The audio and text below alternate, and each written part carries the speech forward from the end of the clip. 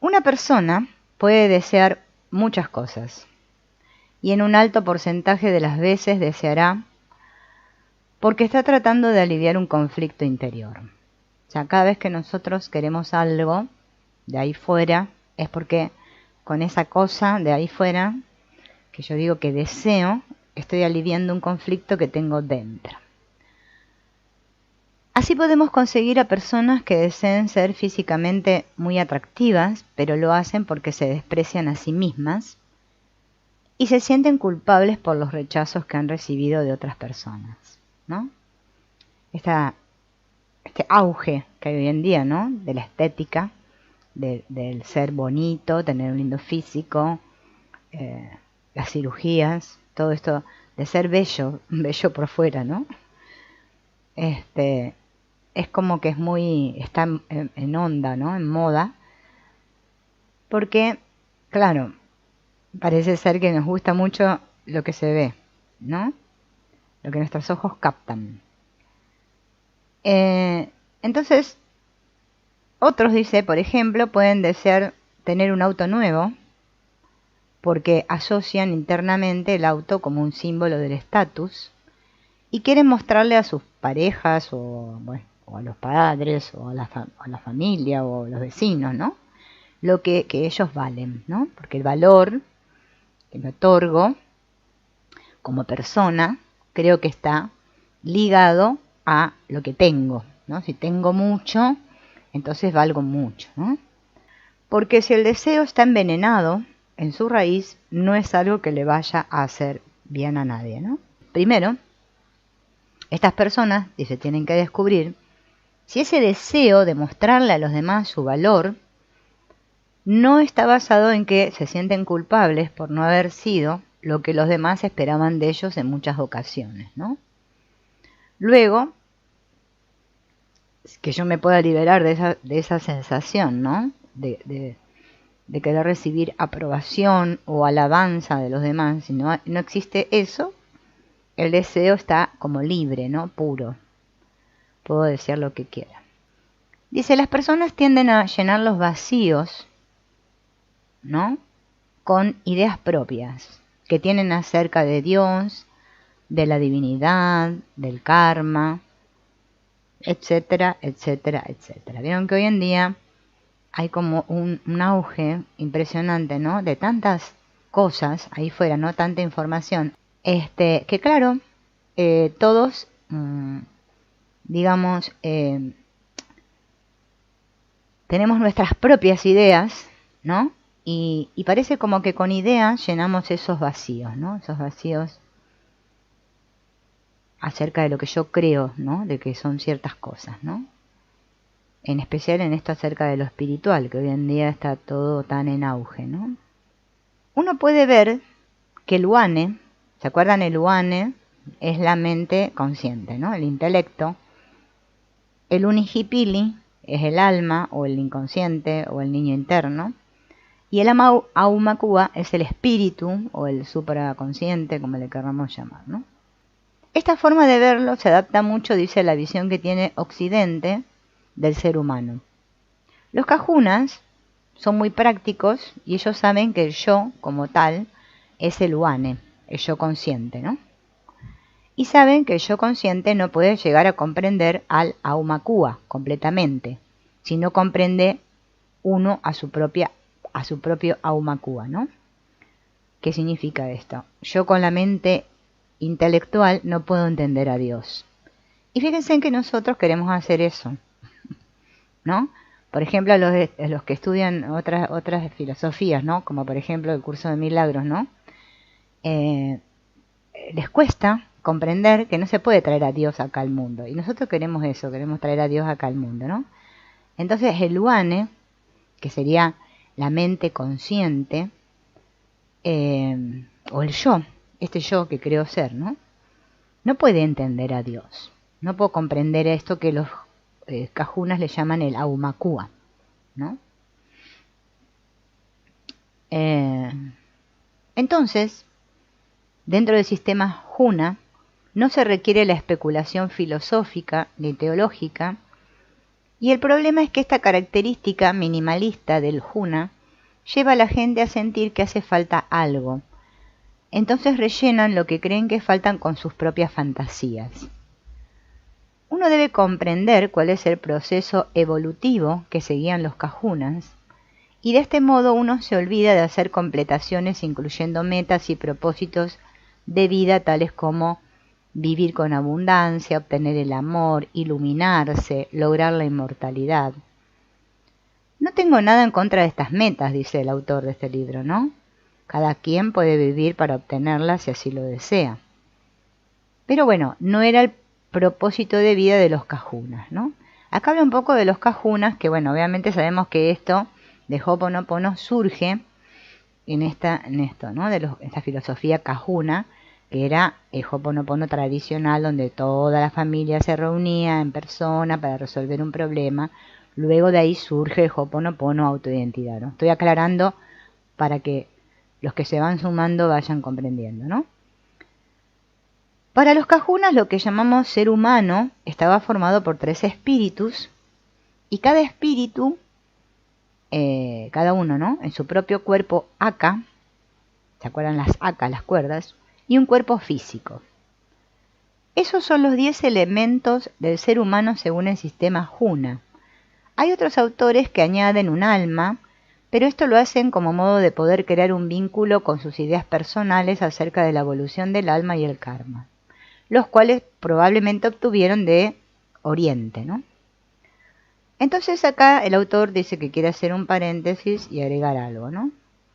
La composición del humano permite que un ser humano pueda tener varios unihipilis asociados y varios aumakuas asociados, ¿no? Esta es la visión de este autor, entiéndase, ¿eh? Normalmente esto no ocurre, es decir, no es el caso más común, pero puede suceder. Especialmente en casos donde el Uane tiene un gran desarrollo. Para que lo entiendas mejor, podrías ver a los unihipilis como los espíritus de cuadro del que hablan los espiritistas, las personas del santo de los santeros o los espíritus aliados de los que hablan otras formas de chamanismo, y puedes ver a los aumakuas como los espíritus protectores de los chamanes, o los ángeles o los guías espirituales de los místicos, ¿no? Acá da muchas analogías. Entonces el caso es que todos tenemos un Uane, un Unihipili y una Aumakua. Para los Kahuna, en el sentido verdadero, no hay un alma, dicen ellos. Entonces no hay una evolución del alma, según los Kahuna. Estoy aclarando, ¿no? Porque vieron que hay que ser muy cuidadoso porque la gente está tan aferrada a las creencias que uno le dice una cosa que ya no va con lo que creen y ya, y terrible. El ser humano, dice este autor, dice, es un ser que vive en relación, ¿no? Entonces, en una sociedad o en relación, cada parte cumple una función específica. Para ser un ser humano, dice, completo, tenemos que tener, dice él, estos 3 espíritus en comunión, ¿no? En unión común. La función del Uane es decidir qué hacer según la información que recibe a través de los sentidos desde el Unihipili, ¿no? Porque el Unihipili es todo esto donde se almacenan las memorias, o sea, el inconsciente, la energía, ¿sí? Entonces yo con el Uane, que sería todo yo, también es mi cuerpo físico, a través de mis sentidos yo percibo, siento esa información que me viene del inconsciente. El Aumakua sería como el maestro interno, le podríamos llamar nuestro guía, ¿no? Que lo podríamos ubicar por acá, pero es como una manera de decir algo, porque no es que esté en un lugar específico, ¿no? Los conflictos en cualquier nivel interfieren con el funcionamiento libre y natural del sistema. Esa es la función de cada una de las partes. Pero ¿cuál es el propósito de estar aquí? ¿Solo el que los 3 espíritus estén en armonía? Entonces vamos a ver el propósito según los Kahuna. El propósito de cada una de las partes del ser humano se puede explicar mediante una frase. y ellos les llaman avanzar un nivel. Es claro que a nivel de complejidad los tres espíritus tienen grados diferentes. El espíritu básico es como un animal, ¿no? El espíritu que habla es más complejo y elaborado, y el espíritu parental es más elevado, ¿no? Más allá de la comprensión. Pero ¿de dónde salió un espíritu que habla en primer lugar? El Uane, dice este autor, según los Kahunas, era anteriormente un Unihipili al servicio de un Uane. Voy a volver a repetir. El Uane, ¿sí? el yo, era un inconsciente al servicio del consciente, anteriormente. ¿Y de dónde sale esta del Aumakua?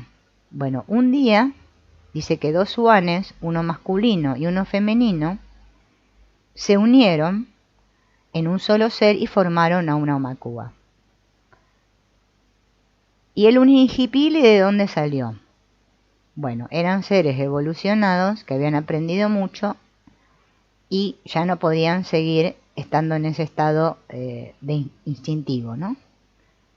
Bueno, el Unihipili, entonces, el inconsciente, se tiene que unir con el consciente para hacer la conciencia, para que lo podamos entender esto, ¿no?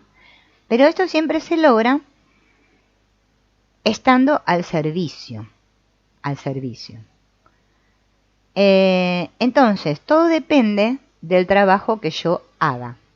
¿Desde dónde hago yo el trabajo? Yo lo hago desde mi mente consciente porque esta es la que se da cuenta de que está en conflicto, ¿sí? Porque siente la información que le viene de conflicto y toma la decisión, ¿sí? De limpiar. En este caso, como estamos con el Ho'oponopono, de limpiar, ¿no? Entonces, como les dije la otra vez, la mente consciente es la madre y el inconsciente es el hijo, ¿no? Entonces yo tengo que educar a mi inconsciente, ¿sí? Sería como, sí, educar. Y la mejor palabra es reeducar, ¿no? Bien. Fíjense en que él usa esta manera de explicar basándose en lo que creían los Kahunas, ¿no?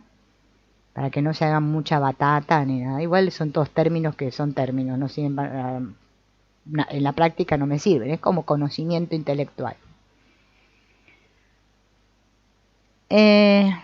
Entonces acá el autor dice, y pregunta, más que es una pregunta, ¿a qué se puede aplicar el Ho'oponopono, no? El Ho'oponopono, no, dice el autor acá, no se tiene que transformar en un ritual. Bueno, nada se tiene que transformar en un ritual, porque eso no es bueno, ¿no? Solo se trata de estar alerta y que cada vez que nos demos cuenta que algo no está bien en nosotros, asumamos la responsabilidad y empecemos a repetir las 4 frases. Esto no necesita hacerse en voz alta, se puede decir mentalmente, ya lo sabemos, ¿no? Y acá explica hacia qué cosas importantes podemos aplicar Ho'oponopono, ¿no? Bueno, una de ellas son las creencias limitantes que todos tenemos, ¿no? Por ejemplo, me creo que yo no soy capaz de proveerme lo que necesito para subsistir, que no soy capaz de hablar en público, que no puedo expresar mis sentimientos, que tengo miedo a cambiar. Bueno, todas mis creencias limitantes, ahí yo puedo practicar Ho'oponopono. En los casos de ansiedad, por la comida, por los dulces, en cualquier tipo de adicción, las fobias, en las relaciones interpersonales, en los conflictos que tenga con los compañeros de trabajo, con el jefe, con los amigos, con mi familia, con mi pareja. En el cierre de ciclos, por ejemplo, si estoy atravesando un duelo, un divorcio, si tuve que cambiar de trabajo, mudarme, ¿no? O no sé, tuve una quiebra económica, o sea, algo donde algo se cierra para que vuelva a comenzar algo nuevo, se aplica Ho'oponopono. Para todos los síntomas físicos, ¿no? Los estrés, dolor de cabeza, alergias, inflamaciones. Para las situaciones personales, como el odio hacia uno mismo, el odio a Dios, el odio a la vida, los impulsos autodestructivos, la insatisfacción, la depresión. También se puede usar con las mascotas, dice acá este autor, y también con los objetos, ¿no? Con la casa, con los ambientes de la casa, los objetos. Te doy algunas ideas, dice acá el autor, ¿no? Tú mismo vas a ir perfeccionándote.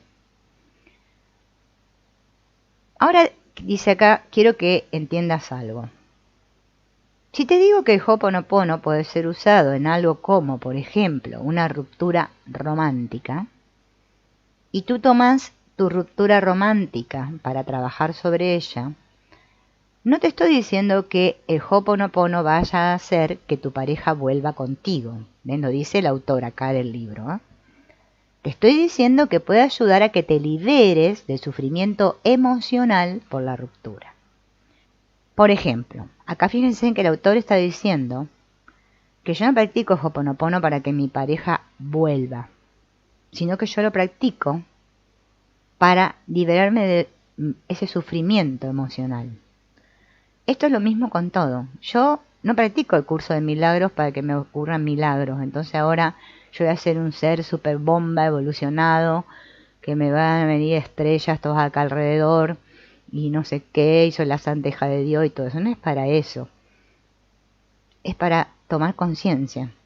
Entonces, ante cada situación que sucede en mi vida, yo la voy a poder ver desde otro lugar, de otra manera. Es un cambio de percepción continuo. Eso es el crecimiento espiritual. Y eso es lo que me trae paz. No es para ser un mago que hago chin, chin, chin, chin. Y toda mi vida, ojalá fuera así. Yo cuando era niña, a mí me gustaba la serie Samantha de Hechizada, porque la señora movía la nariz y le ocurrían muchas cosas bellas. Hacía las camas, todo, pero yo he probado y no, me tengo que poner yo a hacer la cama, porque es que no puedo con la mente, no me sale, ¿no? Y con la nariz menos, porque tengo poca, así que, ¿entienden? Entonces, no hay que confundir. Inclusive las constelaciones familiares son también para lo mismo. No es que yo me voy a ir a constelar y toda mi vida va a ser, ahora va a cambiar todo, no. Es que nos ayudan, todas estas terapias, nos ayudan a poder estar en el mundo, ¿no? De una manera en que estemos libres de sufrimiento, ¿sí? En un estado de paz, de comprensión, de amplitud mental. Eso es lo que, para lo que sirven.